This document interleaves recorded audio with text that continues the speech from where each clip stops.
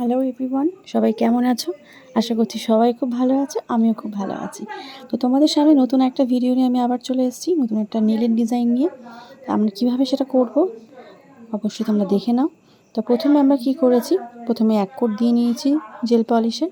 তারপরে আমরা second coat apply করে নিচ্ছি। সেকেন্ড কোট অ্যাপ্লাই করে আমরা অবশ্যই নেলটাকে ক্লিয়ার করে নেব। কিওর করে নেওয়ার পর দেখে নেবো আমরা কী করবো। আমরা কিওর করে নেবো, তারপর হোয়াইট পলিশ নিয়ে ব্লসম জেল অ্যাপ্লাই করে নেবো। ব্লসম জেল অ্যাপ্লাই করার সময় কিন্তু কখনোই আমরা ওটা কিওর করব না। এরপর আমরা হোয়াইট জেল পলিশ দিয়ে ডিজাইনটা শুরু করব। তো দেখো কীভাবে ডিজাইন শুরু করছি।